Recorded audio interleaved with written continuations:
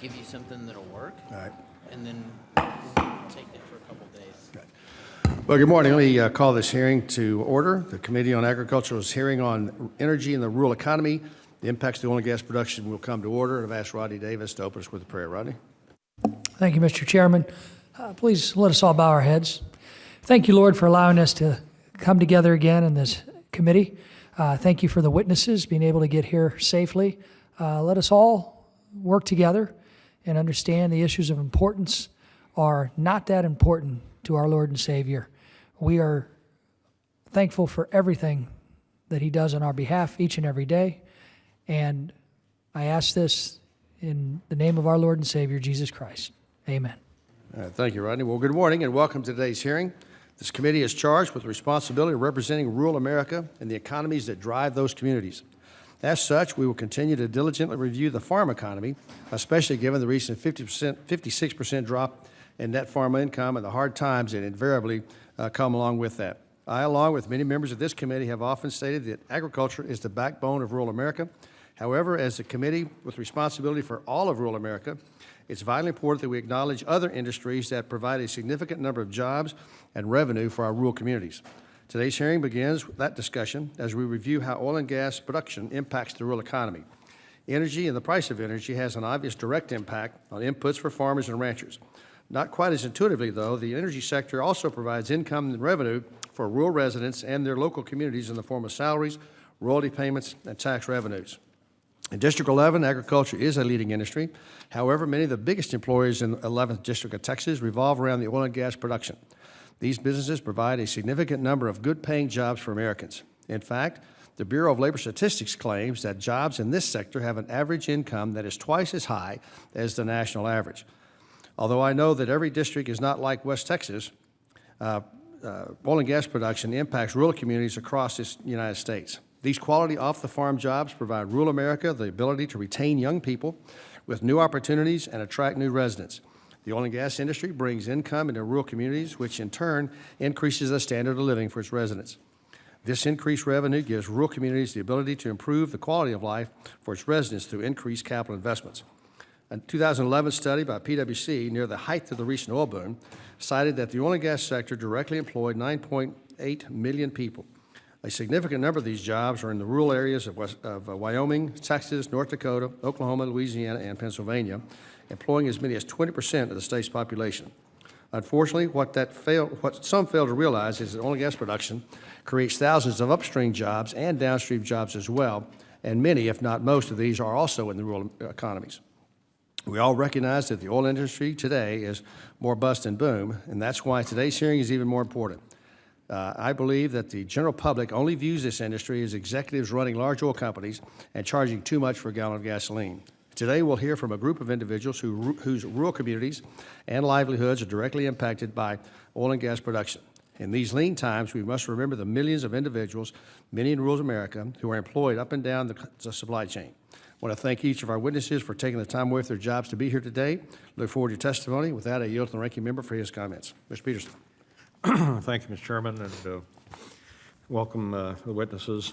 Oil and gas production can have a positive impact on the rural economy. In my state of Minnesota, we don't have any oil or gas production, but we've felt the impact of the North Dakota oil boom by having increased job opportunities in my district. At the same time, the market has recently exposed some of the challenges that come along with oil and gas production, and including improving infrastructure like rail, pipelines, or roads to transport the oil during boom times, or strengthening safety net programs that can keep our rural economies, communities afloat during low price swings, are all areas that we should further explore.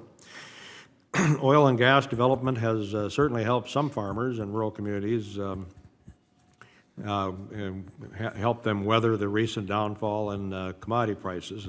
And this demonstrates the importance of a diverse rural economy and the role that these types of value-added systems play in keeping us afloat. Agriculture is no stranger to fluctuating commodity prices, and we've all witnessed the impact of extreme highs and lows. When commodity prices drop, rural communities, landowners, farmers, and businesses all feel the impact. And this is why it's important that we maintain a strong safety net and support a wide range of opportunities for rural citizens. So I look forward to hearing the witnesses and their thoughts on the topics, and I yield back. Thank you, gentlemen. Chair would request that other members submit their opening statements for the record so that witnesses may begin their testimony and to ensure that there is ample time for our questions. I'd like to welcome today to our witness table three individuals. The Honorable Martin T. Causer, who's the majority chairman of the Agriculture and Rural Affairs Committee for the Pennsylvania House of Representatives from Harrisburg, Pennsylvania. Ms. Angie Sims, who's the CEO of Buster's Well Service, Kermit, Texas, on behalf of the Association of Energy Service Companies. And as an aside, I got to represent Ms. Sims for 8 years while Kermit was in District 11, and she's now ably represented by Will Hurd. So, Angie, glad you're here with us today. And Ms. Jackie Root, who's the president of the National Association of Royalty Owners, the Pennsylvania chapter, Lawrenceville, Pennsylvania, on behalf of the National Association of Royalty Owners. With that, Mr. Causer, the 5 minutes, and the floor is yours. Thank you, Mr. Chairman and members of the committee. I want to thank you for the opportunity to be here today to testify on my perspective relating to the impact of the oil and gas industry on rural economies. I was born and raised on a dairy farm in McKean County, Pennsylvania, elected to the State House of Representatives in 2002, and currently serve as the majority chairman of the House Agriculture and Rural Affairs Committee. In Pennsylvania, we've had what we call conventional drilling for over 150 years. In Titusville, Pennsylvania, just west of my district, is the home of the world's first oil well and the birthplace of the modern petroleum industry. The city of Bradford, best known as the home of the Zippo lighter, is also hosts the oldest continuously operating oil refinery in the world. Also, in Bradford, you have to drive around a crude oil well in the drive-through at the McDonald's restaurant. So as you can see, we have a lot of oil wells in our community, and oil and gas production has been very important in many of our rural communities and employs a lot of people in our communities. Starting in the late 2000s, deep natural gas wells started to be drilled. What we call unconventional drilling came to Pennsylvania. This created many, many jobs, a lot of increased spending at local hotels and retail stores. Between 2007 and 2014, $2.1 billion in state taxes were paid from this activity. In addition, we created in Pennsylvania an impact fee that's levied on each unconventional well that's drilled to provide for impacts to rural communities, with 60% of that revenue going back to the local community and 40% going to the state to address impacts such as infrastructure, the environment, housing, and emergency preparedness. This has also had a significant effect on farmers at a time when many farmers were struggling just to pay their taxes. They could barely upgrade their equipment and expand their operations. The advent of unconventional drilling gave them additional revenue to be able to expand their operations, and instead of retiring from the land, they were actually able to keep it in production. So it's really benefited farmers in our state. However, we know that the industry is in some tough times right now with the low price of natural gas. The conventional industry, the number of wells drilled has been declining steadily, and that, coupled with the regulatory climate, has been difficult for the industry in Pennsylvania. For the unconventional industry, a few years ago, we had nearly 120 unconventional rigs operating in Pennsylvania. Now, today, we're down to about 20. So the industry has got some tough times, and there are many people unemployed in the oil and gas industry. And as you can imagine, in communities where oil and gas is the major employer, this has been very difficult. But what's next is we have to expand our pipeline network. We have to look for additional opportunities. We have two potential Marcellus-powered electrical plants that are going to go online in Pennsylvania, and one plant alone could provide energy for as many as 1 million homes. So this is an opportunity for our state. Royal Dutch Shell is also looking at the possibility of opening an ethane cracker plant just outside of Pittsburgh, which would put thousands of people to work. So in summary, Rural communities like the ones I represent have long relied on the oil and gas industry to support our local economy. And as we know, virtually every American relies on the industry as well. It's important for us to work together, whether a state government or our national leaders, to make sure that we don't over-regulate the industry. We need reasonable, responsible regulations, but this is an opportunity for us to provide good-paying jobs, and in Pennsylvania, we need those jobs desperately. So I appreciate the opportunity. I've provided extensive testimony to the committee, and I would be glad to answer any questions that any of the members might have. Thank you, Mr. Causer. Ms. Sims, 5 minutes.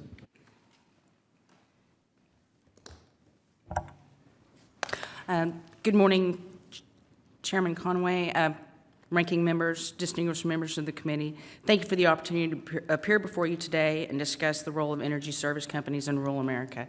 Please forgive my nervousness. I'm just a small town girl and I'm not used to this, so I'll do my best. Again, my name is Angie Sims. I'm currently serve as the president and CEO of Buster's Well Service. It was a company that my grandfather started in 1963. I am third generation running that company. At this time, we have a total of 19 employees. When I started in '99, we had a total of 60 employees, and we were running 12 service rigs or pulling units at the time, and have since declined due to, I guess, the fall of the oil prices and just getting the business smaller and more attainable. I'm also testifying today on behalf of the Association of Energy Service Companies. The AESC was first established in 1956 in Odessa, Texas. The organization originally focused on well servicing industries, but has grown to encompass the total energy industry, including upstream oil and gas services such as wireline, coiled tubing, hot oilers, roustabout services, snubbing, swabbing, fracking, pressure pumping, and oilfield trucking. The vast majority of our 700-plus member companies are small businesses and located and operating in rural communities. My hometown of Kermit, Texas, is the county seat of Winkler County, Texas. The city was founded in 1910 and named after Kermit Roosevelt, whose father, Teddy Roosevelt, had visited the area shortly before a hunting trip. Oil was discovered near Kermit in 1926 in the Hendrick oil field, and the city and its economy have been closely linked to oil production ever since. The Hendrick field is still producing to this day. Like other businesses operating in rural America, our greatest strength is our people. They are hardworking and very loyal. Small businesses in rural areas must adhere to strict financial discipline, or as we call it, simple household economics. You don't spend more than you have, and you take care of what you've got. Similar to the agriculture and ranching operations whose economics are often tied to commodity prices that we cannot control, oilfield services go through boom and bust cycles. But it is our people and our commitment to each other and our communities that allows us to make it through the hard times and make responsible decisions in better times. We're currently going through some difficult times, according to the monthly report by Ingham Econ LLC. The Texas Permian Basin Petroleum Index dropped to its lowest level since June of 2010. The rig counts are down by 50%. Those are drilling rigs, compared to its year-ago level. The most recent weekly rig count showed the numbers that have dropped again to 130, a decrease of 72%. Despite the fact that we are currently suffering through its downturn due to low oil prices, the oilfield services industries continue to provide good-paying jobs throughout rural America, and we are poised to grow again when production ramps back up. In Texas, we have been through this before, and we are undoubtedly going to go through it again. But I want to give you some of the stats just to show the importance the industry has in my community and some of the investments we've been able to make as a result of the energy development in the oilfield service industries. Today, Kermit has close to 6,000 residents, and our county population sits around 8,000. While many different businesses operate in our area, the oil and gas industry is the mainstay of our income. There are 849 producing leases, 117 producing operators, and 12,588 drilled wells in the county alone. According to the tax assessor collector for Winkler County, mineral values and property values have increased by well over $1 million from 2010 to 2014. The city of Kermit also saw huge increases in building permits, electrical permits, and plumbing permits. The local sales and use tax rose 110% between 2010 and 2014. Both of our school districts have enjoyed taxpayers agreeing to build new schools, and enrollment in both of those schools have gone up in the last years. I think I'm short on time. Thank you for your time, and I look forward to answering any questions. Well, thank you. Thank you, Ms. Sims. Ms. Root for 5 minutes. Chairman Conaway, Ranking Member Peterson, members of the committee, it's an honor to speak to you today regarding this important issue, and thank you very much for the invitation. I'm Jackie Root from Lawrenceville, Pennsylvania. I speak today on behalf of the National Association of Royalty Owners, where I serve as the Pennsylvania State Chapter President. Even though our producing minerals may be in any of the 33 producing states, narrow members live in all 50 states. An estimated 8.5 to 12 million citizens receive royalty income from the production of their private mineral rights. From a member survey a few years ago, the average narrow member is 60 years old, a widow, and makes less than $500 per month in royalty income. The United States is the only former colony that, upon achieving independence, awarded the ownership of minerals to private citizens instead of to the state. This uniquely American model was suggested by Thomas Jefferson. His concept has helped make us a strong nation and is today enabling America's rise to become the world's dominant energy producer. About 70% of the mineral estate in the lower 48 is private property owned by individual citizens. A study conducted by Montana University in 2012 estimated that roughly 77% of oil and 81% of natural gas produced onshore was produced on private property. According to the Energy Information Administration, the average price for oil is now about 59% less and natural gas about 25% less. And this is a real significant hit on individuals like myself who rely on this income for part of our livelihood. We have provided additional information on the ownership and impacts we see across the country in the written testimony, and I'd spend the rest of my time on the personal story. My husband Cliff and I are first-generation farmers. Dairy was our commodity for 35 years, shifting to a cow-calf beef operation in 2009.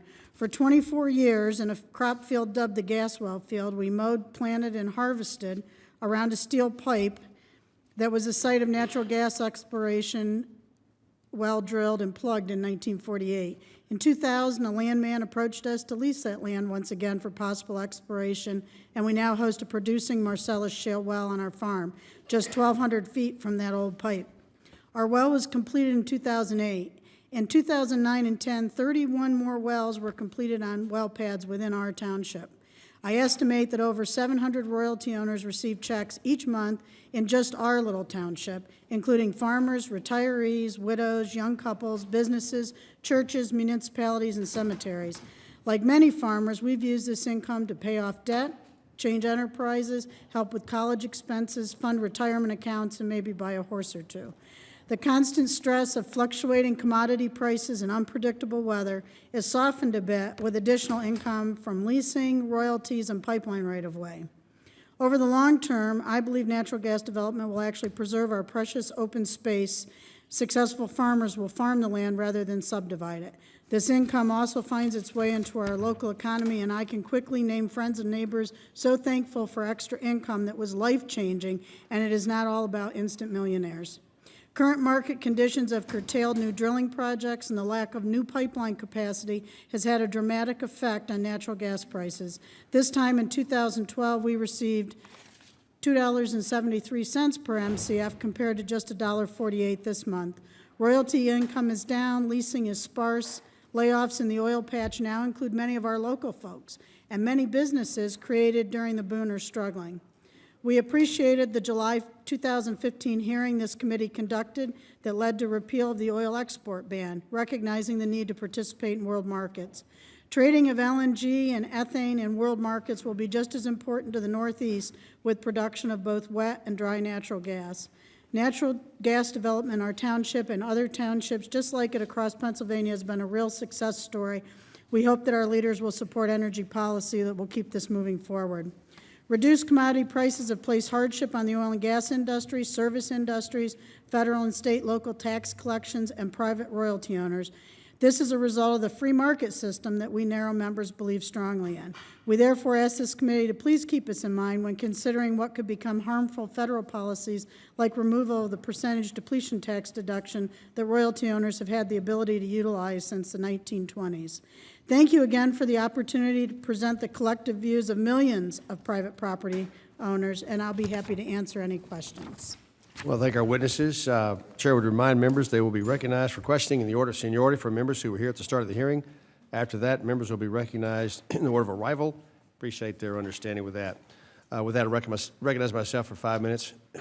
Angie, you also serve on the hospital board there in Winkler County? That is correct. All right.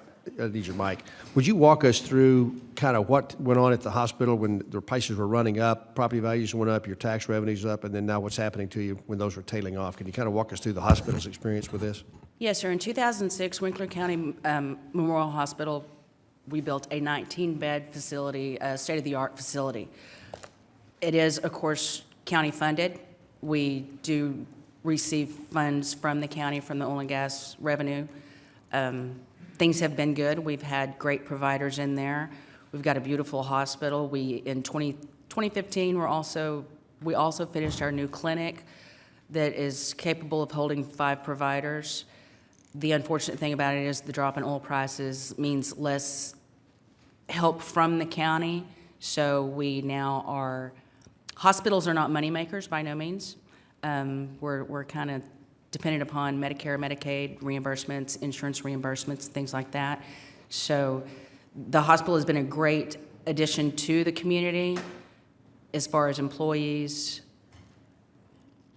Again, without the county support, it's going to be more and more difficult to How far is run it? the You and I know where Kermit, Texas is, but I'm not sure anybody else could find it quickly. How far to the nearest major Trauma One hospital? would be in Odessa, Texas, 45 to 50 miles. Okay, and so the folks in the county, this hospital, obviously, helping with this testimony, obviously this hospital is a big deal in terms of entry into the healthcare system as well as all the services that you guys provide there. That is The correct. revenue comes from property taxes, which are based on the value of the oil and gas still in the ground. Is that okay? Correct. And that's based on price moving up and down. Thank you. Mr. Causer, you mentioned about pipeline development and the impact that has. Can you walk us through the issues or what the problems you see with it? Also, if you've been around the oil and gas business long enough to see changes in the way the industry itself responds to environmental changes and the way they try to go about protecting the land and turning it back over to the landowner once their operations are through? Pipeline development, Mr. Chairman, is the next step. I think that's something that's very important in our state. You know, we have a lot of areas where you can drill an unconventional well, but if you can't pipe it anywhere, it's not any good to you. So pipeline development is the next thing, but there are challenges. You're talking about natural gas production instead of oil production. That's correct, natural gas production. But the challenges associated with permitting those projects and then dealing with pushback from the environmental groups can be a challenge. But I think that's something we have to work through because, as I said, if we can't pipe the natural gas any place, that it's not any good to us. Could you, I suspect you're going to be biased in your answer, but those regulations that you talk about, those best done at the state level or here in Washington? Well, this may sound biased, but I do believe that the state is better equipped to regulate this industry than what the federal government is, and we've been pushing for reasonable, responsible regulations at the state level for quite some time. So I would agree with that statement. Ms. Root, would you walk us through how a royalty owner actually gets a share of the revenue from sale of oil and gas? You enter into an oil and gas lease with the company. And you're paid there? Pardon? And the royalty owner's paid there for Yes. entering into the lease. There's Yes. a lease bonus there. Yes, and then depending on how the well is drilled, whether it's, in this case, most of it's horizontal wells, encompassing maybe a square mile, and everyone shares in that royalty proportionately to the land they have in that unit. All right, And then in the revenue proportionally. all right, so each month, there's a check that, or depending on the amount of the checks, but each month, generally, each royalty owner would get a check from the folks controlling the production. Correct. All right. Yes. Mr. Peterson, 5 minutes. Thank you, Mr. Chairman. I guess I'd be interested in what the impact of this downturn has had on Pennsylvania and Texas. I'm familiar with North Dakota somewhat. You know, they had this tremendous boom, and there was a reaction to what happened the last time they went through this boom. And so there was a reluctance to build infrastructure to deal with it. And so by the time they finally got it going and got the schools building and the apartment buildings and all this other stuff to try to catch up, about the time they got this stuff coming online, then the prices collapsed. And now you've got, you know, apartments sitting empty, you got all kinds of issues, you know, that I'm not sure how it's all going to sort out. So is that same kind of thing going on in Pennsylvania and Texas, or have you been through this enough times that you didn't have quite as big of a situation? It is a similar situation in that we've started addressing the infrastructure issues. You know, we've had oil and gas in Pennsylvania and parts of it for decades, over 150 years. But the natural gas boom brought gas development to areas that had never had any development. And we did have issues with hotels, with other infrastructure, with road maintenance. And we have, by implementing what we call an impact fee in Pennsylvania, a per well fee, we've been using that to address those impacts. But you know, your point is well taken. When the price of natural gas went back down, it created a situation where we still have work to do on our infrastructure. Is Texas similar? Actually, in West Texas, boom and bust cycles are something that we're accustomed to. Well, the oil and gas industry in our area is the mainstay. So we are prepared for when it's big and when it's small. Pardon me. Infrastructure has been picking up. We have built more hotels in the region, in the area. There's increased jobs. The folks that may not be working in the oil field right now are now working at the restaurants that were built during the time of the boom, excuse me. We do see a downturn as far as tax implications or tax revenues, but as far as becoming a ghost town again, not necessarily the Kermit area or that area around there. This is something that we're accustomed to. I hope that answers. Ms. Root, I was looking over your testimony here, and you're showing the numbers of royalty owners in states, and I'm curious how it could be that Minnesota, which has no oil, has 47,600 royalty owners, and North Dakota only has 24,650. Now, you know, we had a bunch of people go out to western North Dakota back before this all happened. You could buy a 3-bedroom house, a very nice house, for $5,000. And a lot of people did, and they used them for pheasant hunting and so forth. They bought it and let it sit empty except in the fall when they went hunting. They bought some land for pheasant hunting at probably $200 an acre, you know, because it was the poorest place in the United States, probably. Then this oil thing hit, and all of a sudden that $5,000 house was worth $100,000, you know, and they got royalties. So, I mean, there's some of that, but there aren't enough pheasant hunters to get to 47,600 royalty owners. So I'm wondering what is going on there? Were those limited partnerships that were sold? I know they were selling limited partnerships in gas wells and, you know, many years ago for tax avoidance kind of things. Is that what it is, or do you know how that could be?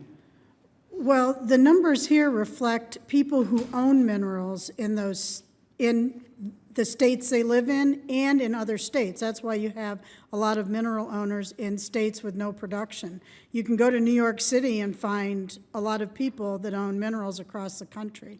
And we used the basic information from our membership to extrapolate those figures. It's an estimate. But royalty checks are sent to people all over the country. I understand that. I just, if you could go look into those numbers and tell me generally where that 47,600, where those mineral rights are held, they're probably not in North Dakota. They're probably, in the gas area in Illinois and Iowa. We could get you some more information for that. Yeah, I'd just be curious because it doesn't seem to. And mineral owners own anything from a half an acre to thousands of Yeah, acres. no, I get that, but still, it just seems curious. Okay, Thank you, Mr. we'll Chairman. provide more. Jim yields back. Mr. Thompson, 5 minutes. Chairman, thank you so much for this hearing, and thank you for the witnesses for bringing your expertise to Washington on this issue. I mean, this is all about our rural economy, and I think that obviously the Agriculture Committee is just committed to make sure that we have a strong, robust rural economy all across this country, and today focusing in on oil and gas. Chairman Causer, land-grant universities play a critical role in our communities, specifically with research and services provided by extension services, extension activities. I know in Pennsylvania we've been blessed to see much of this work applied to our robust agriculture industry, as well as more recent economic activities such as the development of the Marcellus Shale. In your view, how have our land-grant university extension services activities been beneficial for farmers and landowners with relations to the Marcellus? Well, the land-grant university, and of course in Pennsylvania, that's Penn State University, has been very beneficial in helping landowners throughout our Commonwealth. We have offices in each and every county in Pennsylvania, as you well know, and they've been very helpful in helping landowners plan, because many parts of the Commonwealth saw no oil and gas development in the past, and now with the advent of the Marcellus and more recently the Utica Shale, have seen natural gas opportunities. So the land-grant universities have been central to helping and providing information for landowners and farmers. Thank you. Ms. Root, I want to look at Endangered Species Act and its implications on oil and gas development. The northern long-eared bat was listed as threatened under the Endangered Species Act just last year. How might such a listing of threatened or endangered under the Endangered Species Act impact both agriculture and energy production, and what kind of impacts have mineral right owners seen so far in Pennsylvania with such listings? Well, I know it's had a big effect on pipeline, the build-out of pipeline, which is critical to moving the product that they found in what's the second largest natural gas play in the world now. And that comes down to farm operations too. When they designate these species at risk, it can stop production in crop fields as well as pipelines. And sometimes, I mean, we've seen drilling rigs stalled because they've had to wait for an endangered flower to bloom to see if it possibly exists in an area where the conditions are right. And sometimes they're holding up, whether it's the ability to farm a field or build pipeline or build a well pad, they're holding up a lot for something that's a big maybe. And we would like to eliminate some of the uncertainty there when it comes to moving forward in both agriculture and with the development of our resources. All right, thanks. Ms. Sims, I understand Texas has a fairly unique asset that funds its universities and school systems, the permanent university and permanent school funds. Now, I'm also a member of the Education Workforce Committee, so I'd be interested in how those assets are used and how much they contribute to education in rural Texas.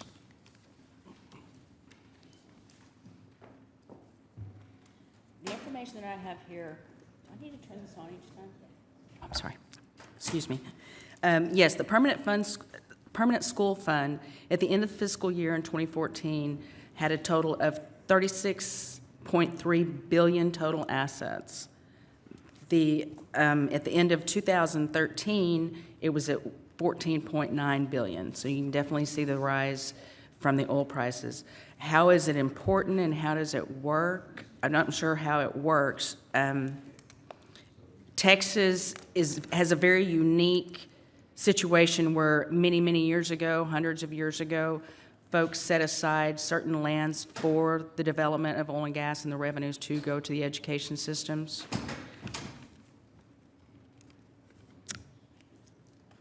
And I apologize, I forgot your question. Oh, you addressed it, actually. I apologize. Just the foresight, I guess, to set aside that asset, some of those lands and acreage dedicated to funding education. That is correct, yes, Which is an investment, always an investment in our future. And Yes, sir. A great investment in our future.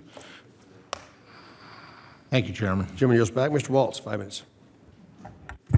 Well, thank you, Mr. Chairman. Thank you all for being here, and I appreciate what you're saying and representing a rural district. Also, as a geographer, I understand that location is everything in many times, and your states are blessed with, and our nation is blessed with resources that we can use to make ourselves energy independent, and that is not only good economically, it's good national security-wise. I would take it just one step further. In my district in southern Minnesota, we too are blessed with the ability to produce energy, and that comes in the form of wind and solar and biofuels.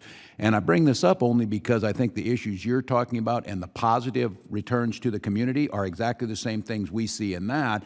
And the cautions that some of you said, Ms. Root, about policies that infringe upon that, we need to be careful of. We should not be in the business of picking winners and losers, and we should make sure that these industries have the opportunities. So I say that to my colleagues, that I'm appreciative and we want to see your states thrive, but I also think we need to make sure that we're talking about the impact to rural communities from a variety of that. And I know this is not your area of expertise, but I'm assuming you see some of these other energy sources also in Pennsylvania. Mr. Kauser, if you could tell me, is it the same type of situation? You're correct. And I think that we need all forms of energy. So your point is well taken. And in Pennsylvania, we do support all forms of energy because for our energy independence and domestic uses, I think we do have to promote and do what we can to support all forms of energy development, and that's what we've tried to do in Pennsylvania. And I think that's the message for all of us, because I agree with you on this, that the issue all of us share, transmission, whether it's transmission through pipelines or transmission through lines, talking to the public about how we have common interest in this, because whether you produce that energy with fossil fuels or you produce it with renewables, you still have to move it at some point in time. So I think there's a commonality here. I appreciate all of you, this advocacy for rural America, because it's something I would be remiss if I didn't have a little chip on my shoulders when the RFS gets hit all the time, because those are jobs, those are communities growing, those are things that are being there. And you do compete, I get that, but that's a healthy competition. But I think for all of us, that recognition that if we're producing energy in America, regardless of where it's come from, that's a good thing. If we're producing it in rural areas, that's a double benefit, because these areas are hardest hit. So I'm grateful for your advocacy. I think what you find is there's a lot of commonalities here. And I think for most of us, striking that proper balance, and I don't think it's an either or choice, that none of us want to see environmental damage or species extinct, but we also want to strike that proper balance that we can produce our energy. And I believe those solutions are out there. So, Chairman, I thank you for holding this hearing, and grateful that you recognize how important this is to rural America. Thanks, Tim. Mr. Scott, 5 minutes. Thank you, Mr. Chairman. Chairman Kauser, I want to ask you about the drilling on national forest land, and just look, what challenges, if any, have the oil and gas industry experienced, and have those challenges always been there, or have they changed over the last several years? In Pennsylvania, we're blessed to have the Allegheny National Forest. It's over 500,000 acres. It's a very unique national forest in that the U.S. Forest Service controls the surface, but 93% of the subsurface is not controlled by the federal government. So the subsurface is owned by private interests or private companies, and we have had oil and gas wells on the Allegheny National Forest for many years. Our communities depend on the crude oil that comes off the Allegheny National Forest to support the ARG oil refinery in Bradford, Pennsylvania. As I said, we depend on that, and we need to make sure that we continue to have access to those wells on the National Forest. They have been central to our communities. At times, we have had challenges because there have been times that the U.S. Forest Service, in my opinion, exceeded its authority to regulate those subsurface minerals. And with Congressman Thompson's help, we've been able to push back against that authority, that exceeding of authority to maintain access to those minerals. So it's been a situation where we depend on those wells on the National Forest. So if I understand correctly, the land is owned by the Forest Service, but the commodity that's underneath the land is owned by private individuals. That's correct. Okay. Is it leased? Was it originally leased from private individuals, those rights, or did they buy it from the federal government? We have many severed estates in Pennsylvania, and that causes us some challenges also. But back in, I believe it was 1929, when there was an agreement with the state to create the National Forest, the surface was transferred to the federal government, but the subsurface never was. And the subsurface is privately owned by many companies, and some leased, most of it leased to oil and gas companies. Ms. Sims, my wife and I have been small business owners for a long time, and certainly have seen changes in the rules and regulations in the industries that she's in. Can you describe kind of how the well services industry works and what changes have occurred in the last 10 years, 20 years, up to and until, since you've been in the business up to and until today? Yes, sir. There's many facets of well servicing. There are several different types of industry or companies and services that go out to a well site. What Buster's Well Service does, we provide a workover rig or a pulling unit. Our equipment is utilized to access anything downhole. Once a well has been drilled and is completed and producing, our rig goes out to location, goes over the wellhead. We pull the tubular goods out, replace tubing, replace pipe, replace pumps downhole, or if a well needs to be re-entered or drilled through a bridge plug, the pulling unit is there for that. There have been new innovations as far as efficiency on a pulling unit. Things have, in past years, there's been more automation to the well servicing rig. There, again, we run safer, we run cleaner. And I apologize. No, it's fine. Kind of brain Is it dead. pretty much the same process as pulling a water pump from a well for us? Thank you for Just bringing that different? up. I was going to suggest that, but yes, sir, it is. A bit more extensive and a little bit more dangerous, but yes, it's the same process, if you think of it that way. Thank you. Thank you for being here. Thank you. Mr. Chairman, I yield the 20 seconds I have left. Giving yields back. Ms. Custer, 5 minutes. Thank you, Mr. Chairman, and I just want to echo my colleague that we don't have oil and gas wells in New Hampshire where I'm from, but we do have in the rural communities, particularly bioenergy is a very big piece for us. We burn a lot of wood and wood chips, and that's a big growing industry for my timber interests. So I am interested in the siting issues because we do have siting issues, and in particular, in New Hampshire right now, across the southern tier of my district, is the proposal for a very substantial natural gas pipeline. And this will be coming from the Marcellus shale gas from Pennsylvania. It terminates in Dracut, Massachusetts, and if you know your New England geography, you might wonder why it goes to New Hampshire, and that's what we're all wondering now as well.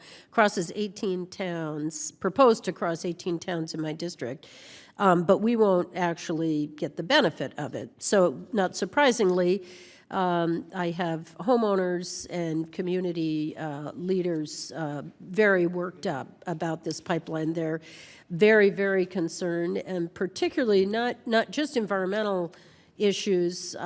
It crosses back and forth in beautiful rivers and streams and protected areas, and it's not very well laid out, let me say. So I'm dealing with a lot of concern. But much more importantly for me is the safety. It's a public safety issue for my communities. And in particular, I want to ask Representative Kauser, because I know you've got a background as a 911 service provider, emergency service provider. So here's the situation. And these are very small towns, by the way. These are rural towns of 7,000 people. These are volunteer fire departments. So just to set the stage for what I'm concerned about. And in particular, a compressor station in a town called New Ipswich that I've been to the site. It's right next door to the elementary school is where it's proposed, with children from kindergarten through 4th grade. So I just want to ask you, and thank you all for your public service. I think most of you have served the public in your various roles. In this situation where the town does not have the appropriate resources to respond to a blowdown or venting or other incidents that might occur, what would you recommend? I mean, do you think this is a smart place to put this compressor station? And how would you recommend in rural communities with the volunteer first responders how we would respond to a major incident? And by the way, just to give you a sense, this is probably 40 miles from any kind of substantial first responders in Manchester or Keene, New Hampshire. I thank you for the question, and I represent one of the most rural parts of Pennsylvania. I have communities with less than 1,000 people and nearly all volunteer fire companies, and certainly emergency preparedness is something that's very important, especially looking at the oil and gas industry. And compressor stations are very essential, along with the pipeline network that needs to be built. You have to have compressor stations, but the proper placement where you put those is something that I think is very important in the planning process. Are they typically further from, like, an elementary school? That just didn't make any sense to me at all. Like, would they typically be located? I can't comment on that particular situation, but I do think that placement is important, and I don't know the details of where that would be. But also emergency preparedness for any potential incidents is something that I think is very important. And that's why in Pennsylvania we enacted our impact fee, and one of the proper uses of the impact fee that's assessed on the wells is emergency preparedness and emergency response. That was going to be my question. So the industry pays for, I mean, because this is the other problem, is these are taxpayers. They're trying to have good schools. They're trying to, do other things with their tax dollars. And as I said, they're not going to benefit from this installation. Tell me a little bit more, and I only have 10 seconds for the impact fee. Well, our impact fee is a per well fee that's used for a host of number of reasons, but emergency preparedness and 911 service and emergency response, even for volunteer agencies, is one of the uses. So the challenge for us, we don't have the wells, but I'll have to look into it further. So I yield back, and thank you. Gentlelady is back. Ms. Crawford, 5 minutes. Thank you, Mr. Chairman. Ms. Sims, Kermit, Texas.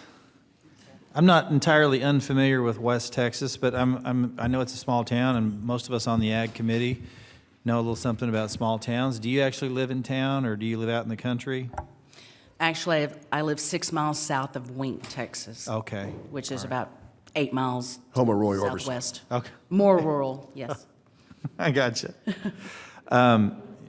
Are you on well water? Are you on municipal water supply? At my particular house, I'm on well water. Well water. You ever had an experience of contaminated groundwater? No, sir. Interesting. It's one of those things that the media tends to pay an awful lot of attention to, but it seems to be overblown. Would you agree? I do agree with that. There is production all around my 80 acres. I've got My neighbors behind me have a wonderful water well that they grow wonderful alfalfa crops with. The neighbors across the highway, they grow alfalfa as well. None of us in that area have ever had any contaminated water. Interesting. Let me move on to another, probably historically, and you tell me if I'm wrong here, but in the oil industry, you know, the blue-collar workers that you employ or have employed over time, probably the training they received, on-the-job training, safe to say? 90% of it is going to be on-the-job training. There are specific requirements, H2S training, CPR training, bloodborne pathogens, some other safety requirements, things like that. But our blue-collar workers are your high school educated individuals, or some of them that didn't even graduate high school. As technology is advancing, are you seeing more of a need for a little more workforce education in the oil fields?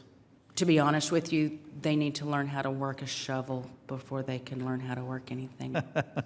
So yes. So it's pretty labor intensive, but as your workforce advances and technology advances, obviously some educational component there. Yes, sir, that is correct. There is a need for some computer technicians, some automation type people, but it is still very blue collar. Do you have, in your communities, do you have community colleges that are potential partners for workforce education that could serve your industry? Yes, sir. In both Midland and Odessa colleges, they do have some training courses for your CDL drivers, some over the whole, some well completion type courses, which are new to the industry, and they're doing a lot more training. Are you involved in helping develop curriculum so that you can expedite the workforce education? Yes, the AESC, the Association of Energy Service Companies, has been very beneficial in that and working very closely with our community colleges. Excellent. So in more ways than one, it's not strictly a manual labor opportunity, but it's an advancement opportunity that pays dividends in the community, safe to say? Yes, sir, that is correct. Excellent. Appreciate you being here, and Mr. Chairman, I yield back. Thank you. Gentleman yields back. Mr. Davis, 5 minutes. Thank you, Mr. Chairman. I want to follow up a little bit on what Mr. Crawford was talking about, Ms. Sims, if you don't mind. You know, we hear a lot of talk about college affordability. I know many of the workers that he's talking about, the blue-collar workers that work in the oil fields, do most possess a college degree? As far as the blue-collar workers, the gentlemen that are out on my rigs, no, sir. Okay. And Petroleum what's engineers, What's yes. the average compensation for those blue-collar worker on one of your rigs? Anywhere from $25,000 to $115,000 per year. Okay. You mentioned they need to learn how to use a shovel first. You know, on-the-job training. You know, if there's workforce development issues, obviously we would love to be able to make sure government works for you. But in most cases, as with many jobs in the private sector, it's up to them to determine what type of work and promotion they want to get to by doing the job that Yes. they were trained to do by you, right? Correct. Is there anything that you can think of that we can do to reduce the regulatory burden and allow your industry to grow even more? How long do we have? 3 minutes and 46, 45, 44 seconds. Yes, sir. Definitely, overregulation has been an issue with us as far as employment and keeping people working in the oil and gas industry. The U.S. Fish and Wildlife Agency, with their Endangered Species Act, had threatened to slow us down some. The FMCSA, CLA, the FMCSA? DOT, yes, the DOT issues. The CDL drivers, putting more and more restrictions on the CDL drivers. The hours of service issues has been a huge deterrent for folks to either get a CDL or to do the type of jobs that we need. Are you having a problem getting people to apply for jobs that are well-paying but require the CDL? Yes, Or sir. your truck driving job? Yes, sir. I represent Decatur, Illinois, and ADM built an intermodal facility, and up until recently, they had the hardest time filling truck driving jobs because they didn't pass the applicants couldn't pass the CDL or other required tests for that CDL. Correct. And they were paying $60,000 a year right off the street. Right. So now they've seemed to have filled those, but I'm guessing from your comments, you had the same situation happen to you, or you Yes, still sir, are. we do. The more regulations and requirements that they put on CDL drivers has definitely been a deterrent. Well, I'm glad to hear that. My other committee is the Transportation Infrastructure Committee, where we address those types of regulations. And many of them that you mentioned, we are actually trying to work on to make it better for people like you who are the job creators in this country. So if you think of any more instances, anything else we can do, please let us know. Mr. Chairman, thank you for your service. I also represent many areas of less than 1,000 people and many volunteer fire departments, so it was great to see your back and forth with Ms. Custer, too. You mentioned in your testimony unconventional oil development. Can you name some other industries that are actually positively impacted by this unconventional oil development? There are many industries that are impacted. You know, we're putting people to work in many different areas. In parts of rural Pennsylvania, we put people to work just by expanding hotels and restaurants, the ancillary businesses, just supplying pipe for well development. It has been a significant impact. So there's a whole host of different industries, ancillary industries, that have benefited from this development. Obviously, the industry's in a downturn right now, but we stand ready to maximize that benefit again once things recover. Well, I'll ask you the same question, and I only have 51 seconds left, so think of one. I mean, are there any other regulatory issues that you see Pennsylvanians are facing? Because you have a unique perspective on the governmental side, too, that we might be able to address at the federal level. Well, Pennsylvanians are facing a regulatory challenge on many levels. Even on our state level, we have a governor who wants to enact some of the most stringent regulations on the oil and gas industry that we've seen in a long time, and we're working hard to push back against that. So whether they be federal or state regulations, I think that the pressure from the environmental groups are there, and we need to push back and make sure that we don't regulate this industry, to the point where many more people will be put out of work. Well, thank you, and thank you for your time. Mr. Chairman, I yield back. Jim yields back. Mr. Ashford for 5 minutes. All right. Mr. Yoho for 5 minutes. Thank you, Mr. Chairman. Appreciate you all being here. Ms. Root, I see you're a cattle farmer. Yes. Congratulations. I'm a veterinarian, worked on plenty of Herefords, and it's one of my favorite breeds. What have the positive benefits been from the oil production in your area on ag, and what are the negatives that you've seen? Well, there's been a lot of positive benefits. Sometimes the antis go down the road of it decreases milk production, it causes all kinds of problems, but those things really don't exist. What it does is bring more money into the farm operation and helps balance the uncertain commodity prices that we always face. So it's allowed farmers to plan for retirement that they haven't been able to do in the past. It's allowed improvements in the farm operation, updating equipment, making the farm safer, allowing for the farm to continue into the next generation, and that's extremely important. I mentioned open space. A successful farmer will farm the fields rather than sell it off for development. So a lot of it is the income from this that has bolstered the farm economy and on a very personal level. Okay, and I appreciate that. You haven't seen a negative side effect, right? It's really hard. Maybe I'm jaded here. It's really hard to find the negative effects. We think that development has been done responsibly. You can't develop better technology unless you're able to practice the technology.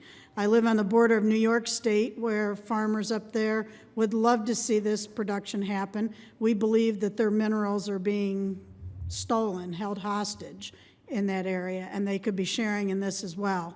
And we don't believe that it's an environmental disaster. Okay, thank you. And I've seen that you've got a tremendous amount of experience. You started off with just a few acres that you were managing. Now you manage over 200,000 is what I understood, I read. I have a consulting business where I have helped landowners with over 200,000 acres great. in the lease. I appreciate that. Ms. Sims, in your testimony, you mentioned over-regulations, as Congressman Davis brought up, that do more harm than good. Do you have any specific regulations? And you cited the CDL. Those are things that we're looking at, the tonnage of the trucks. Are there any on the drilling side, getting the permit, things like that, that you're running into from a federal standpoint that we could look at maybe easing and turn it over to the states and let the states regulate it? Yes, sir. In our industry, we definitely believe that this state can do a better job of regulating. Drilling is not necessarily my expertise in the business that I'm in. I'm the care of the well after the drilling, but from my cohorts and folks that I know in the drilling business, the availability of permits, getting the permits, the time-wise, the cost. What is the everything else. time for an average permit? To be honest with you, I'm really not sure, and I apologize. Okay, we can get that. The other thing is, do you have NGO or environmental groups challenging you with what might be deemed frivolous lawsuits? Not necessarily in our area, not so much. Okay, and then Mr. Causer, what are the documented or verified impacts to the residents, environment, or the ag community in your area in Pennsylvania that you've seen? I would say that the impacts are very positive, as been stated before. You know, putting people to work, helping farmers protect the land, actually giving them revenue to keep the land in production. You know, we had farmers that would piece their equipment together, decades-old equipment, just to keep it going, and now they've actually got some revenue to continue and actually expand the farm. And rather than subdivide and sell off the farm, they're keeping it in production. And so it's hard to find any negative when it's putting people to work and really helping the economy of rural Pennsylvania. Ms. Sims, you already answered this, so Mr. Causer and Ms. Root, have you seen any problems with wells in your area? I live on a well water, and it's very important to me. Have you seen a negative impact on wells from the oil production? Well, I mentioned we have 20 pads in our township. Our particular township has seen no problems with water. There are areas where there's been methane migration, but I'll say my parents drilled their water well in 1981, and you could strike a match at the water well head. It's a naturally occurring phenomenon in our area. I would concur. If the well is properly drilled, which we know that most companies are operating in a proper manner, then there really is no problem. And that's why reasonable regulations are one thing. Over-regulation is a real problem. I appreciate you guys, and I appreciate what you do. Keep up the good work. I yield back. Gentleman yields back. Anyone else second round? GT? Or GT? Thanks, Chairman. Ms. Root, Jackie, you're well, actually, both you and Chairman Causer are in a unique position because you're in the northern tier. So you're right there on New York's front porch. I'd be curious to hear from both of you. Starting with you, Jackie. What do you, we've been talking about the good things that have been happening in Pennsylvania, and specifically rural Pennsylvania, and a robust rural economy. Having that front porch view of New York State, what do you see happening in New York, where government regulations and government bureaucrats have and special interest groups have just stopped the development and utilization of those resources? Well, there was a lot of landowners, farmers, poised to cash in on the boom when it happened back in 2008. And I know lots of them that had asked me, when is this going to happen? And in 2008, I thought, well, this is going to blow over in a couple months. And here we are 8 years later, and they've essentially confiscated their rights. And I don't know what we see on the horizon for a change in that. We see farmers that struggle, continue to struggle, that could be helped by this. The workforce, the people that have been put to work in our area, I have my children have lots of friends that are in the business. Now we're seeing the downturn, and they've experienced the layoffs, but it's done an awful lot for our local economy, and they're just not seeing that up in New York State. So my newspaper comes from New York State, and I read over and over about the wasteland in Pennsylvania because of the drilling. And they're just not coming to see what the real picture is, because that's not what the picture is in Pennsylvania. So Okay, thank you. I don't know what you can do to make that happen, but they could use some help. Chairman Causer, you go right up to the New York line, obviously, in your legislative district. Any observation of the state of the economy in New York compared to what you're seeing in rural Pennsylvania?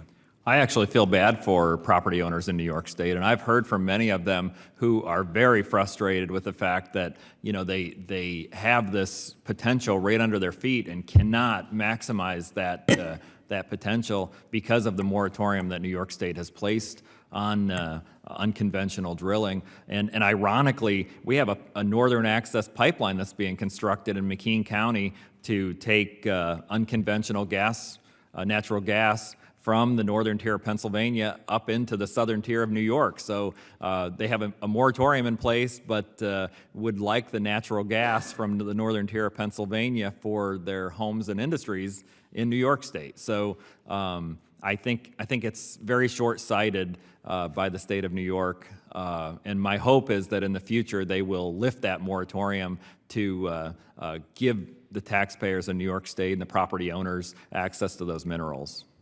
Thank you. Chairman Causer, you're working the state legislature in Pennsylvania. My understanding is obviously the permitting fees that go along with development help to provide adequate oversight. It has helped to fund the extra boots on the ground that have been necessary to make sure we're getting it right. That commitment that the state has exercised and shown. What are some of the other complex questions surrounding oil and gas development that the state government has had to wrestle with?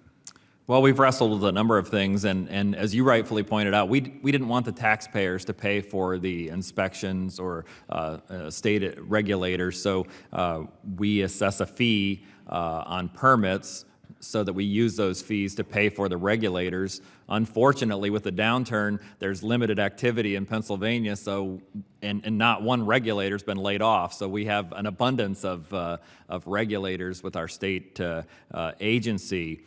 And there have been some challenges in dealing with regulations. As I stated before, we have a state agency that has tried to push some regulations that I think go too far in regulating the industry, and we've had to push back against that because we need reasonable and responsible regulations.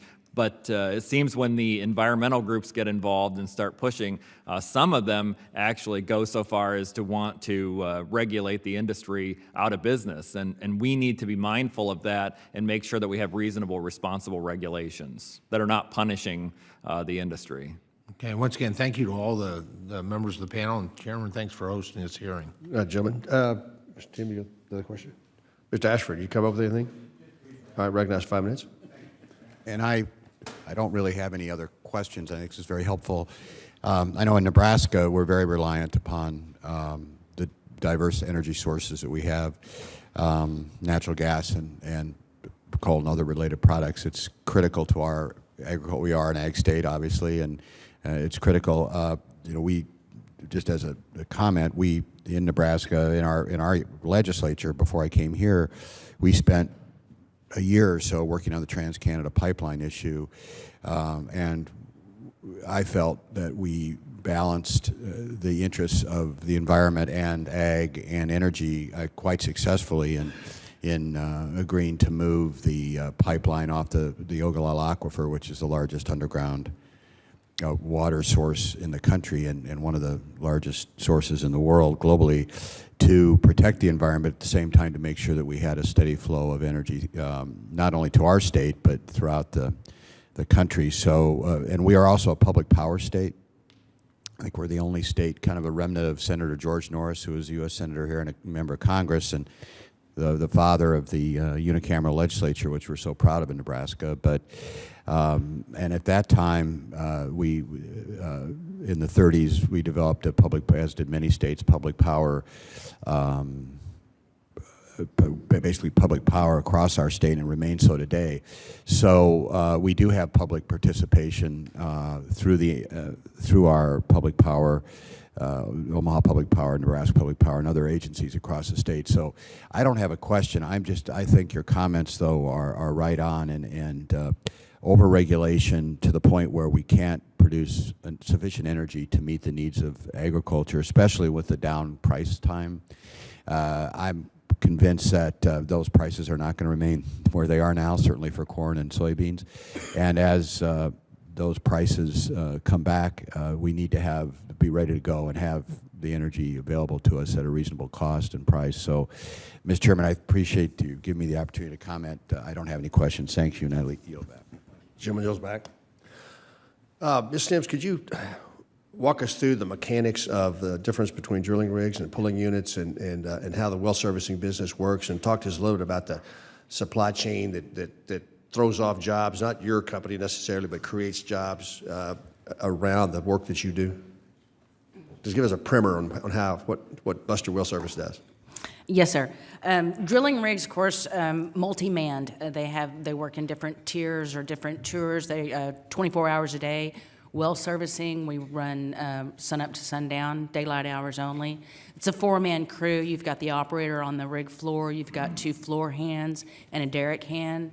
Again, for pulling the pipe out of the hole, moving the pipe out of the way, putting other instruments down the hole, such as fishing tools to catch either broken pipe or separated pipe. You're putting your wireline or logging tools down the hole. Drilling, again, starts from the top and works down. There are more dangers in drilling than in well servicing due to the unknown of what they're drilling into or the actual unseen. Well servicing itself, again, we are for the maintenance of the well from the time that it is drilled, cased, and started producing until it is plugged. A little bit about when you go out to pull a well, you're not the only subcontractor or contractor or subcontractor on the well. Can you talk about some of the other businesses That is correct. that show up to help with that? Yes, sir. These are all small businesses? There will be also small businesses, trucking companies. You've got your water haulers that will be removing and hauling wastewater off from the well. You've got your crude haulers. You've got your your well logging companies that will be logging down the hole. Wireline, tubing testers, they run instruments down the hole to check tubing for leaks, anything else like And that. generally, these are entry-level kind of businesses that you can start these businesses, relatively small capital investments, then they're, for the most part, small businesses? That is correct, yes, sir. Right. Just off the top of your head, you said somebody told us that the drilling rig count's dropped about 120 rigs. You met recently. About how many jobs, direct jobs for a drilling rig? You said 4 for yours, but you've also got other jobs associated with a pulling unit. But on a drilling rig, any idea what the jobs are per rig? And drilling rigs also run a 4-man crew, of course, 24 hours a day, so you've got 4 shifts in that. You've also got your production foreman out on location. I would state that at any time during a 12-hour tour on a drilling rig, you're going to have probably 20 to 30 people out there. All right. I grew up in Odessa, Texas, and Roughnecked and those kind of things. There are some things that used to be done in the oil business using tank bottoms to put on caliche rows to hold down the dirt that's clearly against the law today. Can you talk us about the changes that the industry has made from an environmental standpoint that you watched your dad do and you do that are different today, where we've actually improved how the business goes about trying to protect the environment? Any examples like that? Just as you discussed, waste oil used to be utilized for your dirt caliche roads to keep the dust down. That has not been done or utilized in years. We have our disposal wells that the BS&W goes down versus just on the road. Salt water. Sir? You used an acronym. An acronym. Salt water. Salt water, yes, sir. Right. Yeah, the terminology is a bit discolored. The environmental, we have now nets over open tanks for your birds, for your aviaries. The flaring issues, we don't flare as much. There are controls on that. And just safety overall on a rig. OSHA has come in and we work closely with OSHA as far as fall situations, the safety on the rigs, making sure that the men are not hurt. Things Okay. like that. Well, thank you. I appreciate that. As I said, I'd roughneck. I lasted a week on a pulling unit. It Yes. was way too nasty, way too hard. So I went to roughnecking instead, which is just a drilling different deal. side. I want to thank our witnesses for being here today. Clearly, the impact on rural America is meaningful and in a positive way. You know, I think we're probably a generation away now from the impact that J.R. Ewing et al. Had on most folks' understanding of the oil business.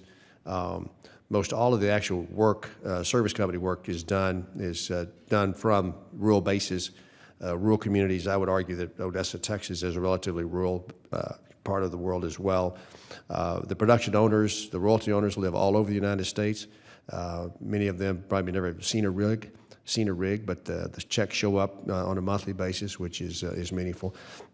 Chairman Causey, I appreciate your comments about the regulatory schemes, and that we do have to have regulations. I mean, there's not a regulatory-free environment anywhere, nor should there be, but they ought to make sense. And the closer they are to the wellhead, where those regulations are being created, in my view, they stand a much better chance of being able to tailor it to the circumstances for that state, for Pennsylvania as an example. I trust you to do that a whole lot better than I would the folks here in D.C., and I trust our friends in Austin, Texas, to do a better job of regulating and doing the right things. Clean air, clean water, all those kind of things are done. But the overall benefits to rural America are clear, and I didn't hear any negative comments from the witnesses or from any of the questions relative to. Oh, we have another member show up. Would you like to? I'm sorry, I didn't see you come in. Thank you. I just have a couple questions, Sure. if the chairman doesn't mind. Yeah, absolutely. Recognized for 5 minutes. So I represent a very large rural district in Arizona, vast portions of which still don't have electricity or running water. And so my question is, we've talked about a lot about the lease payments for oil and how that helps the farmers, but do you have any information about other energy sources like wind or solar or new transmission lines and how that affects our farmers? Any data on other sources? I personally wouldn't, no. Okay, well, I think that's a focus that we could redirect, or that would be beneficial to some of the rural areas, especially in the West, where transmission lines are old. The grid is not very solid and can't take on new energy sources like wind or solar. So it's a big problem for us in rural Arizona. My other question is, beside royalty payments and additional tax revenue, talk to me about other benefits drilling brings to the farm community and other ways that industry engages at the community level. Well, I would say that we're benefiting from the royalties, but that's farmers with the resource under their property. But the decrease in the cost of natural gas, which farmers use to power, well, to heat their homes and to dry grain, and then the decrease in the overall fuel costs, that's huge for farmers. When we talk about anti-fossil fuel people, I don't know how the farm exists without fossil fuel, and that's important to everyone. So there are lots of benefits. Within the communities, oil and gas companies have done a lot. We talk about the impact fee that they've paid, and that's contributed to our fire departments and other services. But those companies also donate directly to those things. I always tell the fire department they're worried about asking for more money. I said if there's any place that an oil and gas company would like to contribute, it's making sure that our fire departments are up to date. And they are all small volunteer fire departments, just like one of the representatives here mentioned. So there are lots of other benefits to the community as well, other than just the people receiving royalties. Are you at all familiar with the rural electric co-ops? We receive our electric from a rural electric co-op. That's yes. right. And do you see any threats to that segment of the energy production? Well, I don't, and I don't know about those exact inner workings, but when you talked about areas of Arizona that don't have some services, they're developing these gas-generated power plants that Representative Causer mentioned that's, bringing our utilities down to a more local level. I see our grid becoming maybe something that's more secure and where we're producing the gas and producing the electricity within local areas. And maybe what might be important to some of those areas like Arizona that are underserved is getting those commodities to those areas so that they can participate, and maybe natural gas pipe to those areas is the answer. I have 4 coal-fired plants in my district, and we've converted a couple of plants in Arizona to natural gas. Do you have any thoughts about, incentives that we can introduce? Anybody on the panel can address this to speed up the conversion of those coal-fired plants to natural gas? In many ways, I think one of the biggest things that we can do is not stand in the way.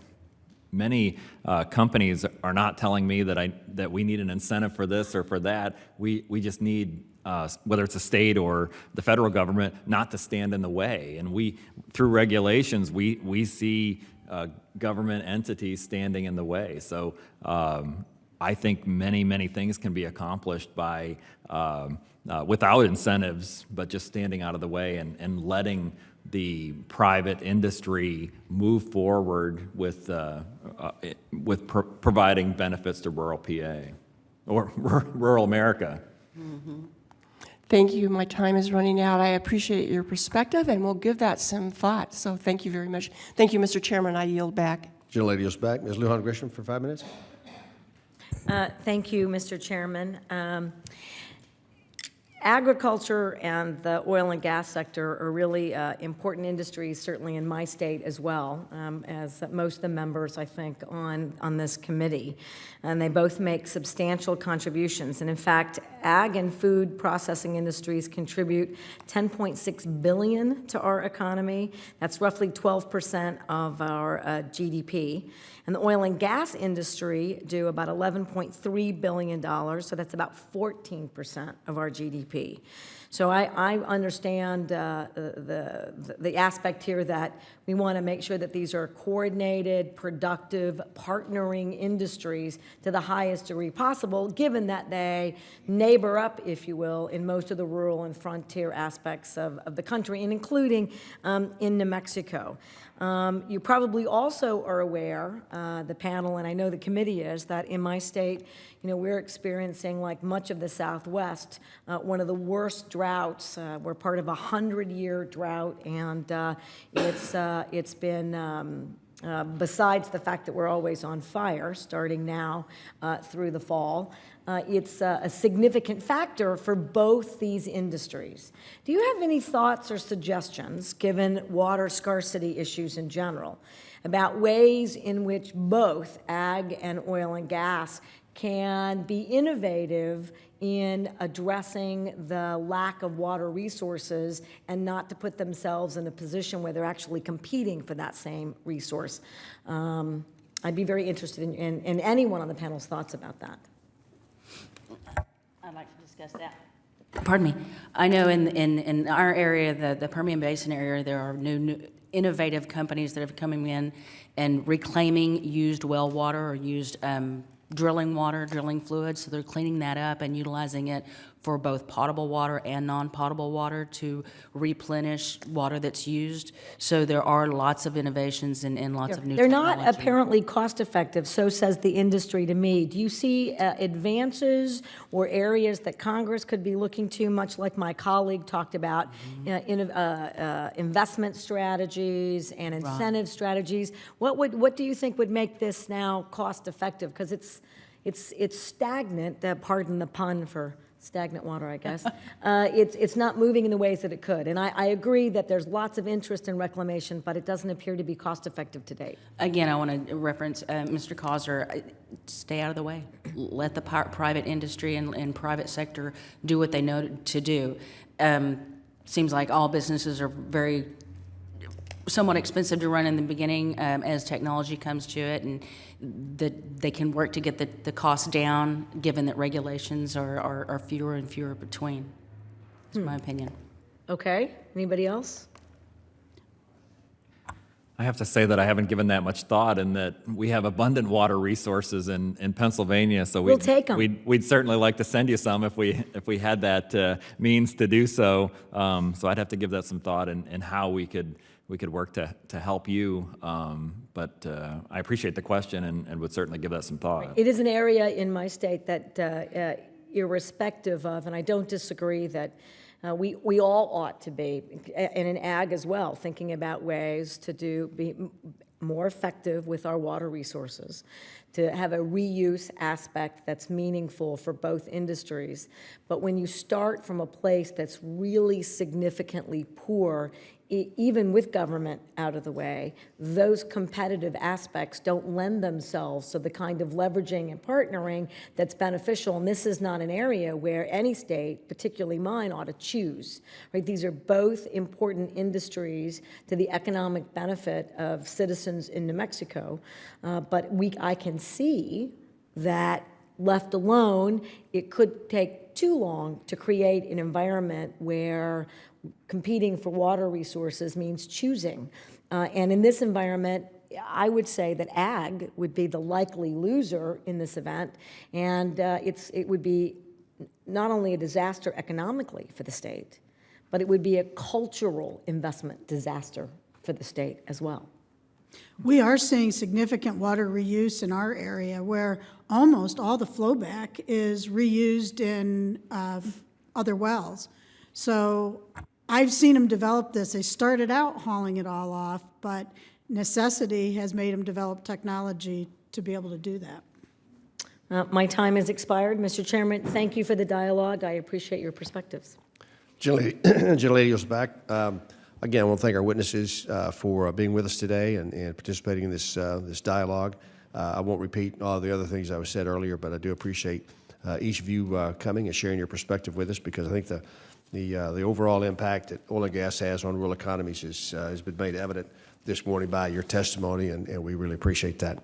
Under the rules of the committee, the record of today's hearing will remain open for 10 calendar days to receive additional material as supplemental written responses from the witnesses to any questions posed by a member.